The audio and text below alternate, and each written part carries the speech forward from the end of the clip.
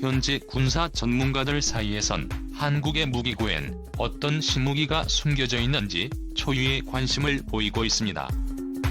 그런데 최근 몇몇 전문가들 사이에서 한국이 미국도 개발을 포기한 신의 지팡이를 만들고 있다는 소문이 돌고 있는데요. 일각에서는 미국도 포기한 무기체계를 한국이 무슨 수로 개발하냐고 말하고 있지만, 이것을 주장하는 전문가들은 한국의 군편제 개편과 산업에서 그 증거를 찾아볼 수 있다고 말하고 있습니다. 이 일본과 중국이 난리가 났습니다. 전문가들이 말하는 한국의 무기들은 인공 지진 발생 무기이기 때문입니다. 최근 일본과 중국은 지진으로 엄청난 피해를 보고 있습니다. 세상에서 제일 무서운 공포가 익숙한 공포라는 말이 있듯이 지진의 피해가 얼마나 무서운지 알고 있는 일본과 중국은 타국의 지진 무기에 엄청나게 당황하고 있는데요. 본 영상은 유튜브 채널 코나미에서 제작하였으며, 여러분의 구독과 좋아요, 알림 설정은 콘텐츠 제작에 큰 힘이 됩니다. 영상을 시청해주셔서 감사합니다. 일본과 중국은 언젠가 있을 핵공격에 대비해 가정용 지하벙커와 국가 수뇌부용 지하봇 벙커를 건설해 놓은 것으로 알려졌는데, 이것들이 전부 무용지물이 될 위기에 있습니다. 과연 전문가들은 왜 한국이 신의 지팡이를 개발하고 있다고 말하고 있으며, 그 증거들은 무엇인지, 그리고 한국이 개발하고 있는 신의 지팡이 때문에 왜 일본과 중국이 당황하고 있는지에 대해 알아보겠습니다. 전 세계적으로 군사 전문가들은 한국의 무기고에 관심을 집중하고 있습니다.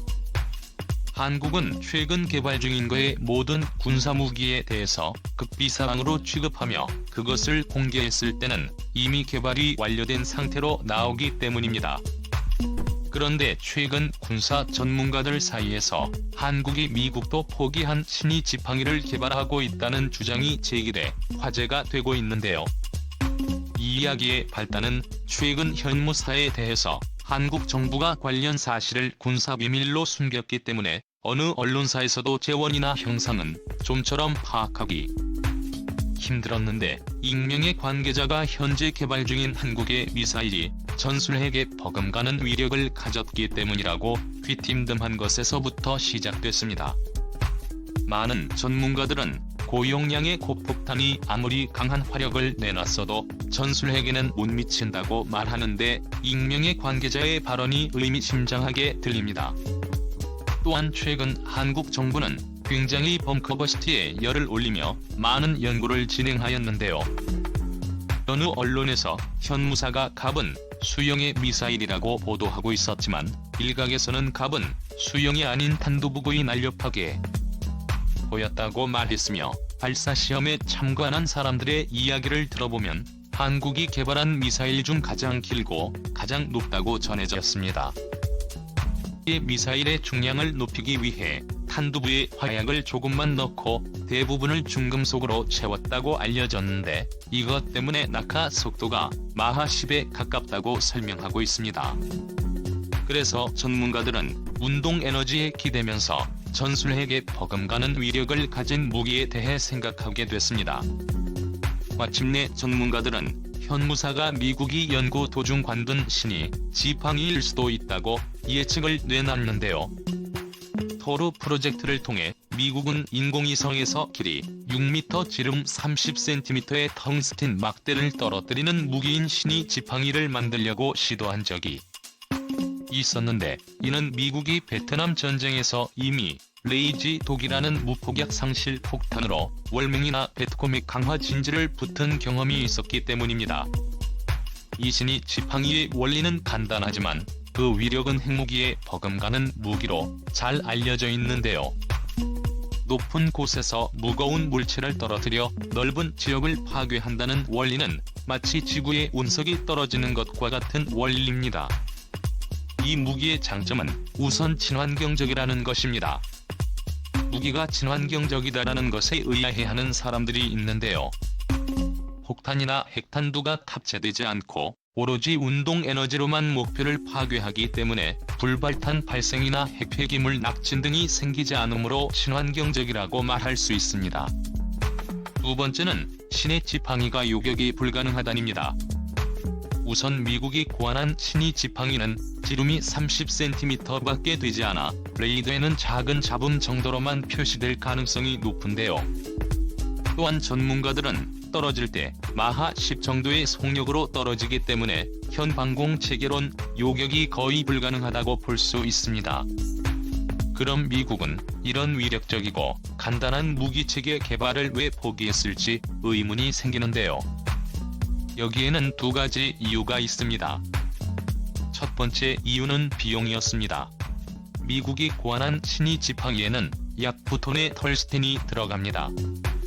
턴스텐은 굉장히 비싼 광물에 속하는데요.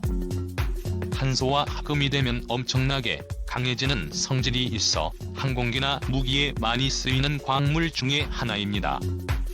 또한 텅스텐은 녹는점이 높아서 대기권에 진입하게 돼도 타지 않고 형태를 유지하는 거의 유일한 금속이라 신의 지팡이의 소재로는 제격입니다.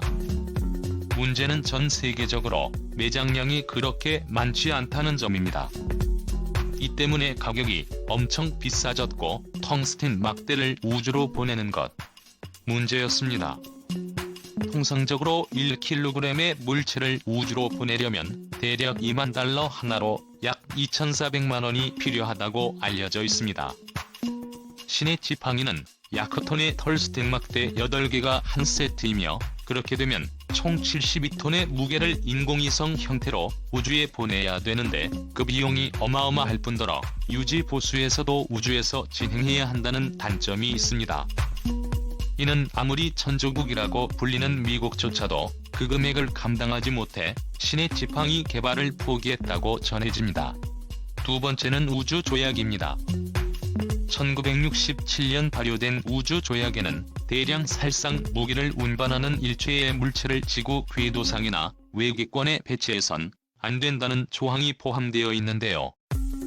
이 조항은 다분히 핵무기를 지구 궤도상에 올리는 행위를 겨냥한 조항이었지만 신의 지팡이 역시 예상되는 위력으로 볼 때 대량 살상 무기로 간주할 여지는 충분했고 이로 인해 미국, 소련, 영국도 미국과 같이 대량 살상 무기를 우주 궤도에 올릴 것을 두려워해 미국이 스스로 신의 지팡이를 포기하게 만드는 계기가 되었습니다. 그럼 전문가들은 미국도 개발을 포기한 신의 지팡이를 한국이 어떻게 개발하고 있다고 생각하고 있는지 궁금해지는데요. 전문가들은 한국의 신의 지팡이를 개발하고 있다고 예측한 세 가지 증거를 내세웠습니다. 첫 번째로 짐스텐의 확보를 들고 있습니다. 한국에는 최소 970만 톤의 텅스텐이 매장된 것으로 추정되며 실제로 1950년대에서부터 1970년대까지 한국을 먹여 살리는 광물 중 하나였습니다. 그런데 1980년대에 중국의 텅스텐 가격 덤핑 공세의 경쟁력을 잃고 털스텐 광산의 문을 닫으면서 엄청난 양의 텅스텐이 그대로 한국에 매장되어 있는데요.